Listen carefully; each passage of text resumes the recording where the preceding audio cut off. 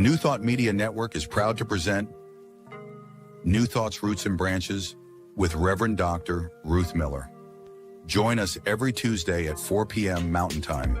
Tune in live or watch anytime on our YouTube channel. Discover the rich history of New Thought and its impact on modern spirituality.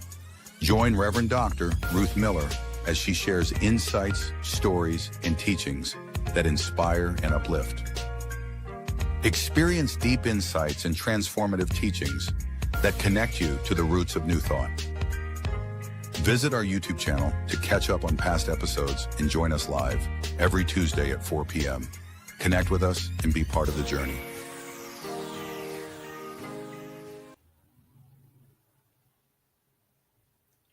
Hello, I'm Ruth Miller, and you're watching New Thought, Roots and Branches. I'm going to be sharing with you over the next several weeks and months the various people, thoughts, and ideas that became what is known as the New Thought movement. This movement is around the world. It's thousands of people. It shows up in a bunch of different places and times. Some of the places you might find New Thought are in Unity publications and churches, or you might find them in centers for spiritual living, or you might find New Thought in a place called Divine Science, or in a sanctuary or home of truth. New Thought is not about a new thought. It's about realizing that our old thoughts are no longer serving us, and now we need to start thinking in a new way. Now, New Thought, as we'll see in the next slide, involves many people over many years of study. I don't expect you to understand everything that's on that slide, but it gives you a sense of how many people have been involved in developing this tradition over the last 100, almost 200 years, since about the 1830s, and before that. And today we're going to look at what is happening before the 1830s. If you look at the next slide, you can get a sense of some of the people that are involved in it in the last, again, almost 200 years, including people in other countries and people working today. And in the next slide, we get a sense of how previous traditions have contributed to what we call New Thought today. And that's what we're going to focus on in today's conversation, presentation, and show. So on the next slide, we're going to look specifically at the specific organizations, thought ways, people that have contributed to this way of thinking. If you look at it, you can see we're talking about ancient traditions through the Christian church, through branching off from the Christian church into the Unitarian movement, and from there we begin to see what is modern New Thought. So if you go on to the next slide, we're going to focus particularly on these traditions. We're going to look at the Zoroastrian, the Hindu, the Brahmanic traditions that include Hinduism and Buddhism. We're going to look at the Judeo-Christian traditions, and we're going to look at the Far Eastern traditions of Taoism and Confucianism. I'm going to start with Zoroastrianism here. The person that we call Zarathustra, or Zoroastro in the Greek tradition, was on the planet, we don't know exactly when, maybe 6,000 years ago, maybe 1,600 years ago, we don't know. But we do know that he and his followers over the thousands of years since have focused on the concept of one God, one beingness showing up in two aspects, the light aspect and the dark aspect. And in that tradition, which became the basis for what is now Parsi or Persian or Iranian traditions, we have the concept of the flame as the symbol for that oneness that is both light and dark, constantly changing constantly glowing, radiating warmth and light and heat for all beings everywhere. So if you happen to be in that part of the Middle East, you will see temples that are simply flame. They are support for flame, and that's all there is. And that flame is the symbol, the earthly manifestation of an infinite quality that Zoroaster called Ahura Mazda, the Great One. Now, in the Persian tradition, life gets woven into that flame, and that flame informs life. Some people may be aware that at the spring equinox, that time when the sun is equally, for the northern hemisphere and the southern hemisphere, days are equal day and night for people in either hemisphere. That time, the equinox, is the time of the beginning of a new year in the Persian tradition.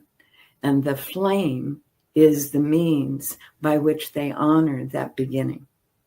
So lots of candles, lots of fires on the spring equinox in the Persian tradition. So this is where we first see in the history of humanity the one.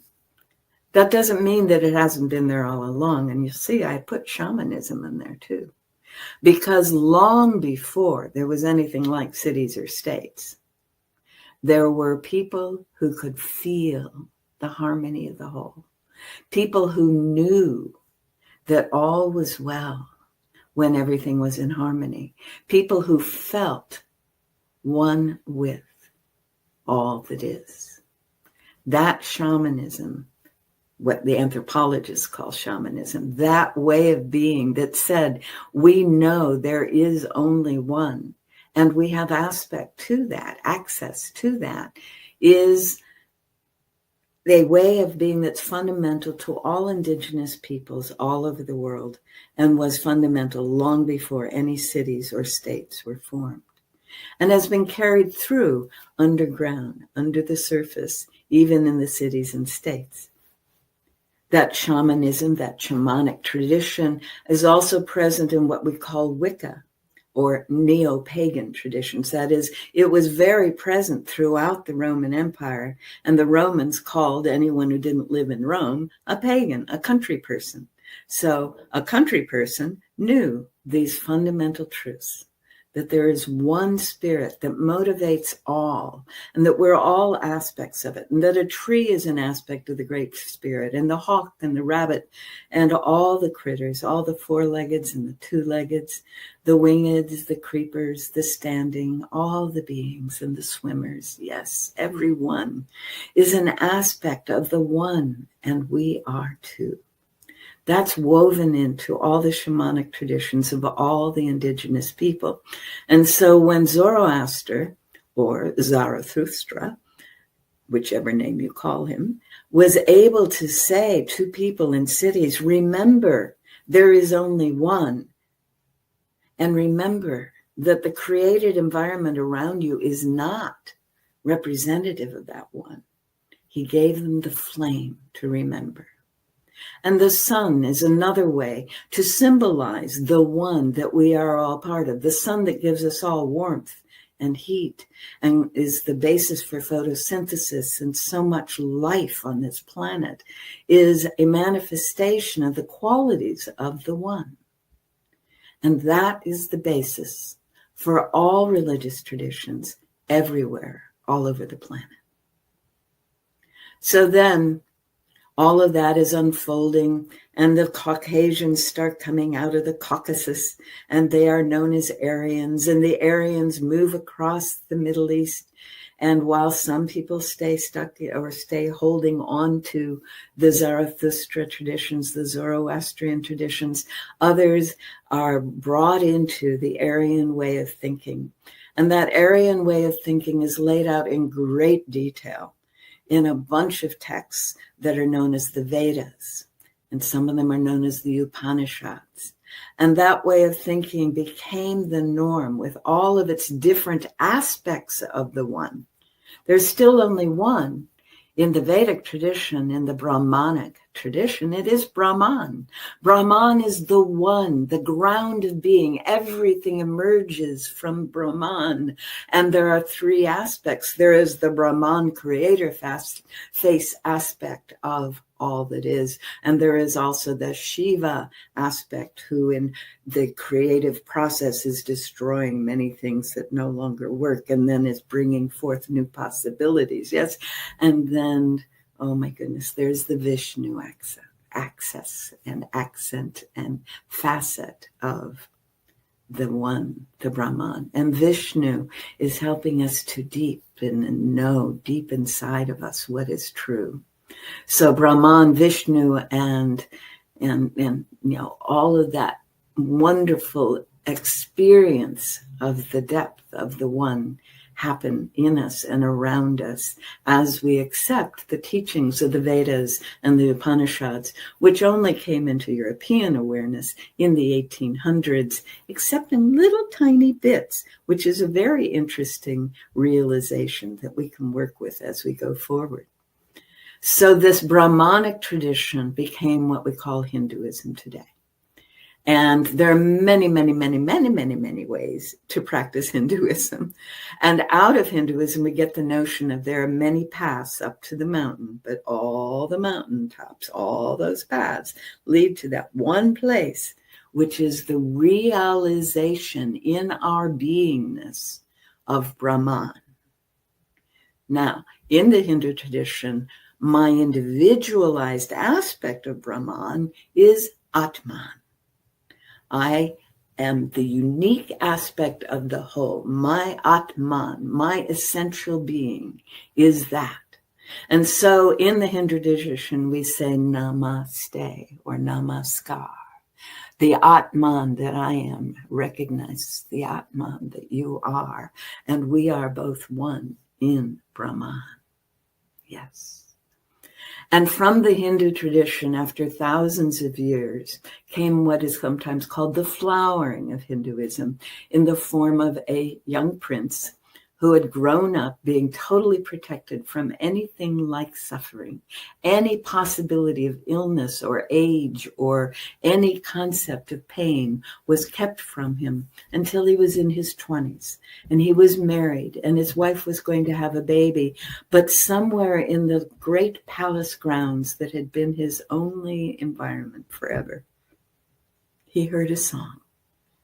And in that song was a pining, a longing, a hunger. He had never heard anything like that. He'd never encountered anything like that.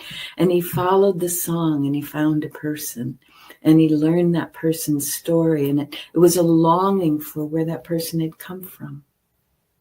And based on that experience, that young prince, who we know as Gautama, got permission and actually demanded and through the actions of the spirits around him was finally enabled to go out into the world in a great parade. And again, everything that looked like suffering was hidden from him, except, whoops, one old crippled man. Gautama saw that and followed him. All this is beautifully told in a marvelous movie called Little Buddha, in which, of all things, Keanu Reeves is playing the prince, Gautama. Anyway, he follows the man and he sees that other side of civilization, where people are working much too hard and old people are left to suffer. And he is heartbroken. Oh, his heart goes out to all these people. Well, his father is not going to allow this to happen. So his guides, his guards, his people drag him back into the palace, and he suffers inside. In the meantime, his wife has a baby, and Gautama is there, being aware of all that suffering out there and aware that he must do something about it. And so after the baby is born and has been presented and all the appropriate rituals have been performed, one night he gets up and everyone in the palace is asleep. And he gets his horse and he rides his horse. And then his best friend Govinda follows him. And the two of them leave the palace, and the gates close behind them. And they ride into the forest, and at the edge of the forest, Gautama gives up being the prince. And he connects with a group of Hindu sannyasin, ascetics, people who wander around in the woods, living on maybe a grain of rice a day, drinking a little bit of dew every day, meditating a lot, and doing without. And he joins them.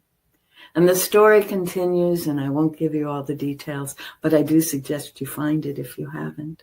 There are many versions of it out there. And the man, Gautama, ends up realizing that neither the world of riches nor the world of deprivation will end suffering. There must be a middle way, another way. And he begins to find it. And as he begins to find it, he realizes, how am I ever going to explain this, communicate this, make this clear to other people? And he sits down under a tree, a kind of a tree that today is called the Bodhi tree. Bodhi meaning Buddha in the Hindu tradition, in the Hindi language.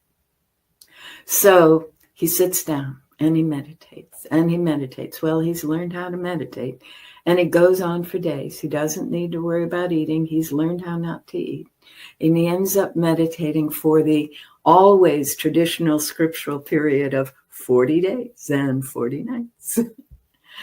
And I figured that out. If you and I are sitting together and we count all our fingers and all of our toes, that adds up to 40. It's more than we can count. So anyway, 40 days and 40 nights under the Bodhi tree. And he comes to terms with all of his own anger and all of his own blocks. And then he becomes aware of all of the temptations of the world. And these are always presented beautifully in the stories. And then he finally gets it, that it's just being it that matters. And he touches the earth.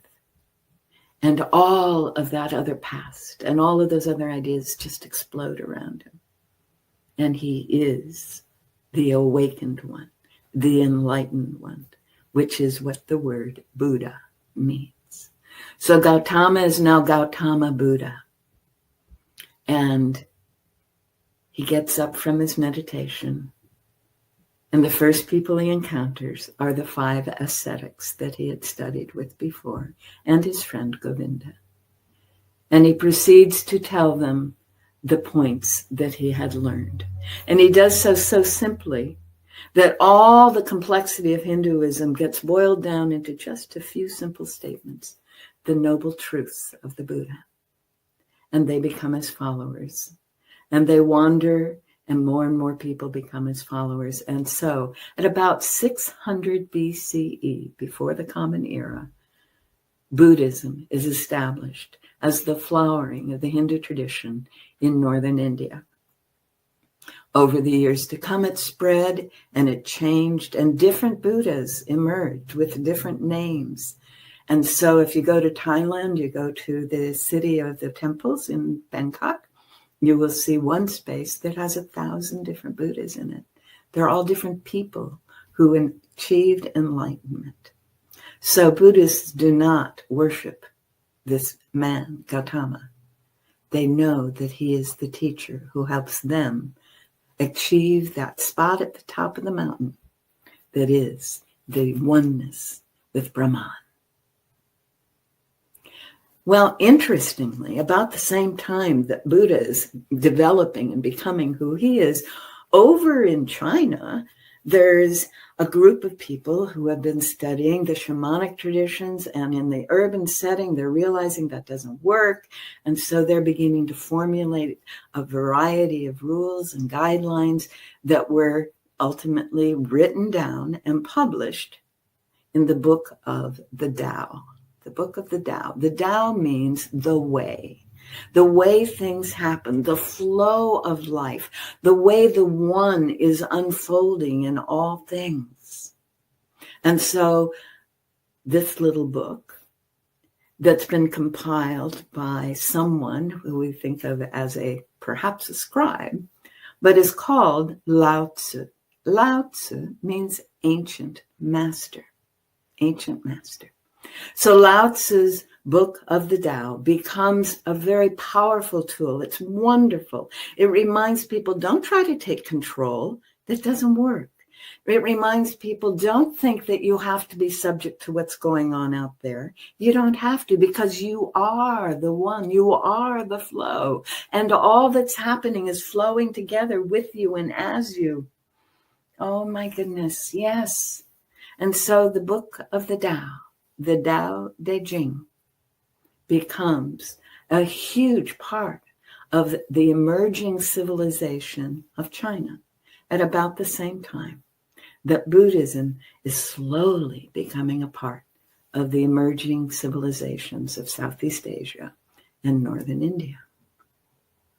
Well, soon after Lao Tzu came another master named Confucius, which in English and Latin we say Confucius.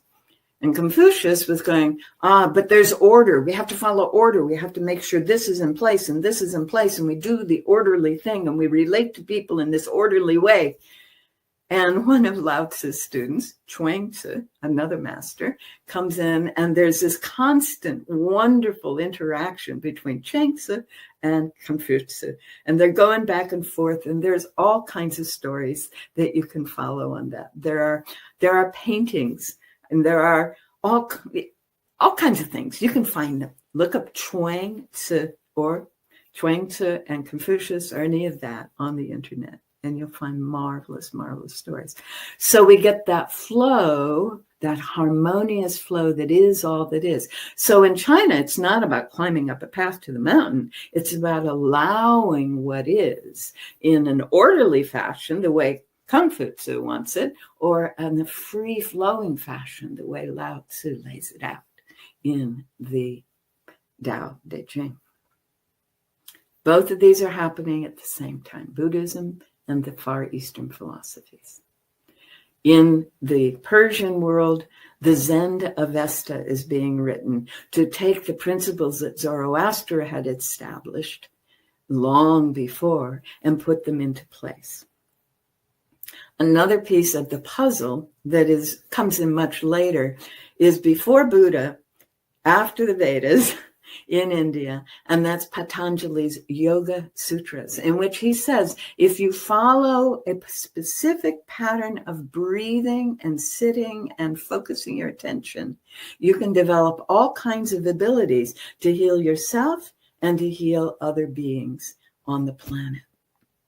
I'm going to adjust a little bit so I'm not going off the edge. There we go.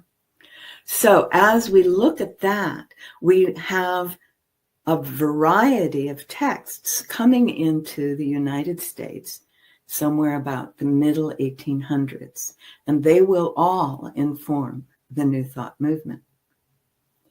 Interestingly, the Silk Road between China, India, the Middle East, and Rome was well in place by 300 BC. In fact, some people say as early as 500 BC, shortly after the Buddha was on the planet. And so an emperor in southern India, the emperor of Kerala, sent Buddhist monks along the Silk Road to discover what was out there and to share the Enlightenment. And we have evidence that the ancient Greeks were receiving input from the Buddhists as early as 400 BC and 300 BC. So those Greek scholars were not operating in isolation. And they made a huge difference in the thinking of what became the Judeo-Christian tradition. And that's the huge foundation on which most of New Thought is based, because almost everyone in the 1800s in Europe and the Americas were deeply steeped in the Christian tradition and in the Judeo tradition as presented by the Christian Old Testament. So we start seeing many, many, many more inputs from these ancient sources through the Greeks into the Christian tradition. So if we look at the next slide, we begin to see what some of those are in specific people. This is a tree that I'm going to suggest gets expanded to fill the screen if possible, so that you can see way back early on, we've got the Buddha and the Hindu and all of that. We start getting, and there's the goddess tradition, which is, growing out of shamanism. We begin to see with Plato the influence of these traditions, and then through Plato, into Sophocles and the Sophists. The Sophists were a group of people who went around saying, you need to be wise like a fox, to quote a certain New Testament speaker. You need to be open to what is and bring infinite wisdom to what is so that you can experience it fully. The Sophists, many philosophers say that what Jesus was teaching, Jesus of Nazareth from the New Testament, was teaching the Sophist tradition that had been developed by the ancient Greeks. Now, if we go on, of course, Jesus influenced a man called Saul of Tarsus, who became Paul. And Paul was the one who wrote most of what we call the New Testament today, and is the primary marketing agent, if you will. There's an author, Augmandino, who called Paul the greatest salesman in the world. Wrote a book about it, as a matter of fact. So Saul is the one who took these fundamental sophist ideas, which he grew up with. He was a Greek who happened to be Jewish. And the inspiration that he had in the revelation of experiencing in the light the resurrected Jesus speaking to him. Saul never met Jesus as a human being. Only that light-filled Holy Spirit experience of resurrection. Oh my good Saul, why are you persecuting me?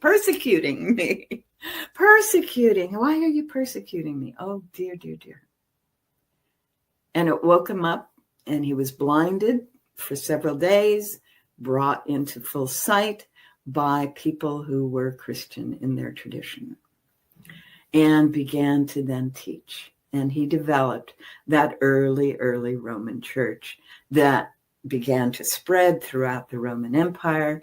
And in the early 300s, when Constantine became the emperor of Rome, he called them all together and he said, look, Rome is no longer what it was. We are no longer able to require everyone to obey the law of worshiping our gods and our emperor. We're going to replace that with Christianity. So he went and did that, replacing the idea of what could be Roman only with the idea of this dead and resurrected carpenter from this odd little place called Palestine in those days, and turned it into the global Roman universal, which is what Catholic means, the Roman Universal Church. Well, in the early stages of the Universal Church, there was no universality. There were a lot of different perspectives, and Origen is one of them. Origen, if you want to pronounce it that way, was one of those folks. And he had his ideas about how that spirit that Jesus embodied could be in each of us. Paul talked about that and encouraged that, and Origen provided some techniques and ways of doing that. And then Plotinus comes along and he says, in some interesting ways, what we're talking about is the same thing Plato had been talking about. Now I'm going to remind you what Plato talked about. Plato was a man who saw that what we see around us, this stuff, is never perfect. It is what he saw as the temporary manifestation of an ideal form that is eternal and perfect. Each human body is the temporary manifestation of an ideal body that is eternal and perfect. Plotinus brought those ideas into Christianity and said there was the potential for experiencing ourselves in our perfection in that ideal world, in that ideal realm, if you will. So Plotinus and Plato laid out a concept that is now called Neoplatonism, and this is another fundamental piece of the New Thought movement, that what is real is not what we see, But what is real is eternal and perfect. And what we see is changeable. That happens to go back very well into the Hindu tradition that says that matter, what we see, what we sense with our senses, is changeable. Maya in its root form means changeable or plastic. Maya does not mean illusion. Okay, it doesn't mean that it doesn't exist. It means that it's changing all the time. And that which can change instantly. It's not permanent in its form. So that concept of Maya through Plato, through Plotinus, ends up as a huge part of what is now the New Thought movement. So as we go forward then, we're going into the Middle Ages. So that was pre-Roman Church. Then we get the Roman Church, and along about 1000 AD, late 900s, and AD being Anno Domino, which is the Latin for the year of our Lord, which is now said CE, Common Era, which interestingly also translates as Christian Era, but we won't have to go into that with great depth. Anyway, we start seeing along about 900 to 1000, the emergence of a merging of the ancient Greek and the then Catholic traditions, the then Roman traditions. The reason for that is that Arabs, Muslims, who had been merging the ancient Judeo tradition with the ancient Arabic and the Zoroastrian traditions through what we call the Quran today, were now spreading across the Mediterranean, and southern colonies or southern provinces of the Roman Empire were pretty much dominated by Arabs, and there had been a diaspora after Jesus. So there were Jews spread throughout the Roman era, particularly around the Mediterranean people, because Mediterranean climate was familiar. So why would they go up into cold climate when they know the Mediterranean climate, right? So there's Jews all over the Mediterranean. And in the area that we now know as Spain, the Jews, the Christians, and the Arabs were all doing quite well together, kind of like Palestine before World War I. So all kinds of people are doing very well together, and people are learning from each other. And there is a monk named Fulbertus, and he has learned that there are ways to understand what the Christian teachings are that we can gather from the Judeo tradition and from the ancient Greek tradition. Now, he is a politically astute man, and he encourages and makes it possible for one of his very good friends to become Pope. And then he gets permission from his Pope, Innocent, to build a school in France.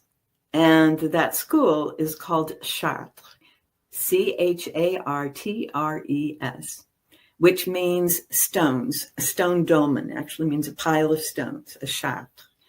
And their symbol is a dolmen. And they were located on a bluff under which was a spring. And that spring was dedicated to the goddess. And then Julius Caesar had seen it and written and created a shrine there. And then the Romans created a shrine there. And then Fulbertus went and he created a structure there that ultimately became what is now the Cathedral of Chartres. And you can go in that cathedral down into the part of the building that Fulbertus built. Now, what he was doing was integrating the Platonic understandings of the Greek traditions with the mystery schools that were from the goddess traditions and the Roman tradition. So he mixed all of those together and created a special Christian mystery school, which became the academic center of the Roman world, all of Europe into parts of the Mediterranean for several hundred years, almost 300 years, prior to Thomas Aquinas. So his mystical approach to Christianity got woven in at this point.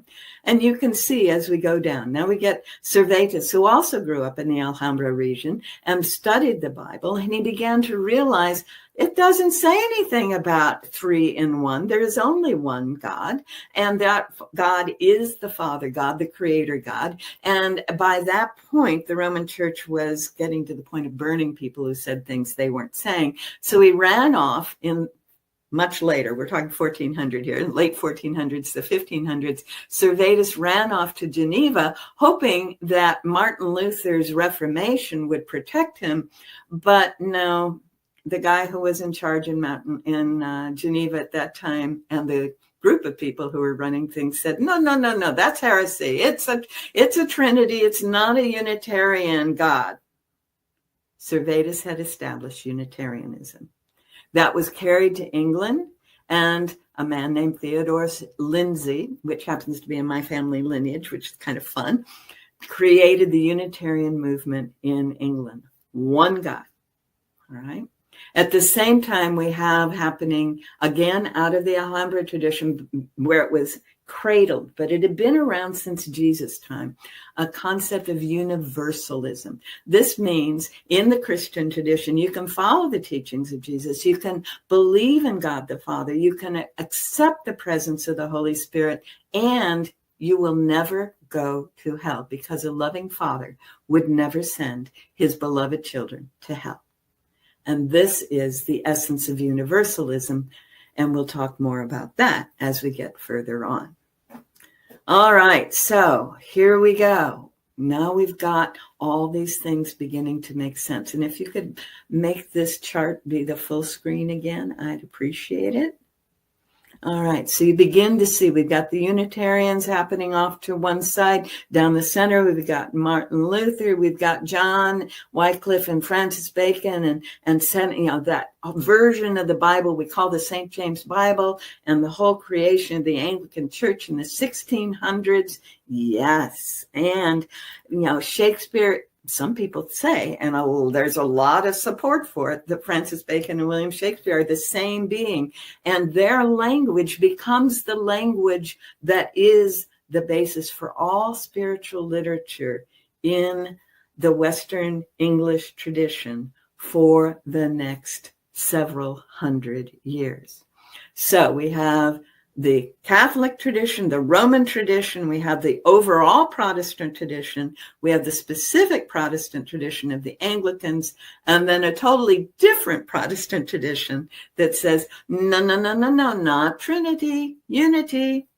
And that all combines to provide the foundation on which some Americans in the middle 1800s began to lay out the philosophy that William James, the philosopher of religions, called the philosophy of prosperity and happiness, positiveness, he said.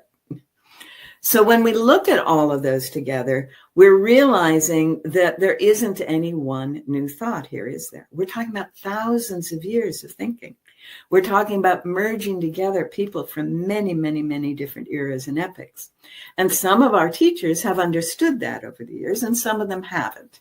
And so as I go forward over the next several weeks and months, we're going to be talking about individual teachers, and some of them are going to refer back to some of the things we talked about today, and some of them won't. Some of them will be looking at deriving it from their current culture, not realizing how far back their current culture is depending on to give them the materials that they're using. And that's cool. And probably, if you've been in the New Thought movement, that's exactly what you've been experiencing. It looks like this is all coming at you brand new, but it isn't. Couldn't be. Humanity always builds on previous generations. It's how we are. Now, I invite you to stop for a moment and be aware that you are part of a lineage that goes back into ancient times. Times when the only thing people experienced at night was starlight, moonlight, and the flame. Times when that light, those sources of light, were shifting and changing, but the darkness remained constant. What was that about? Allow yourself to go back in your awareness, in your imagination, to a time when there were lots of people around, each in their own unique space. And they were each trying to find their own way in the darkness and in the light. And imagine that you would come together at different times of the year. You'd come together and you'd realize, wait a minute, we're not isolated. We share this journey. And you would share the journey. You would go to a mountain. You would go to a cave. You'd go to a large tree in a clearing. And you would gather and you would sing about what you were experiencing. And sometimes you'd sing together and harmonies would come out of that. And those harmonies would lift you to a higher state, because that's what harmonies do. And there would be fire or not. There might be torches, there might be a bonfire, or it might be earlier in the evening when it's dusk, when there is no sun, no moon, no stars, just this light that is everywhere present. And in those times and in those awarenesses, people have the same questions we have. People had the same wonderings we have. People had the same explorations. What if that we have? And it's those that became the ideas, that became the, not just ideas, but the concepts and the doctrines and the statements written in all of these spiritual traditions. And those are our heritage in the New Thought movement, our heritage in this culture, because a lot of those ideas have been spread throughout the culture. This culture we call America, and this culture that we call the global economic Western culture that has kind of taken over everything. It's everywhere present. The idea is that there is some power greater than us. And that power that is greater than us is making things happen we could never have happen. And that power is accessible if we can just allow ourselves and teach ourselves the way to experience it. In the indigenous peoples, these teachings are part of everyday life from day one. Every infant is taught how to be in harmony with and how to develop power with. In cultures like ours, city-states, we're not taught that. Because in these cultures, the idea is that there is some person in charge, and that person has access to power, and we don't. That culture is just about done. It's only been on the planet for about 6,000 years. It's just about done. And part of how it is crumbling around us, and part of how we can thrive as it crumbles around us, is those of us who are focused on the unity of the Brahman, the ground of being that is everywhere present, in us, through us, as us, working with us, for us, and as us as well, for the good of each of us and the good of everyone everywhere, for that is its nature. And all of these people, over all of these thousands of years, have come to that place of feeling that and knowing that. And that is what the Hindus call being enlightened, being aware, being awake, being Buddha, being one with what Paul called the mind that was in Jesus Christ, the one mind that is all that is, creating constantly in us and through us. That's what these teachers have been telling us. They've gone off the edges, they've come back to the center, they've explored possibilities, and then they've shared what they've come to understand. And that's what all the teachers we're going to study in this series will be doing with us and for us. We'll be talking about the original four, those 3 or 4 people who were getting the ideas out into the world, and then their students and their students and their students and their students, all the way up to the modern last 20 to 30 years. And I'm looking forward to doing it with you. And I'm looking forward to hearing from you as well. My personal website is ruthlmillerphd.com, and I am the president of the Emerson Institute. emersoninstitute.edu. You can reach me through either of those places, and we can explore more as we move forward in this world that seems to be falling apart around us, but can't be, because there is only one presence, one power, one love and life moving in and through us and everyone around us, because that is the truth of our being. And that is why we can say in truth and with great integrity and appreciation, Namaste.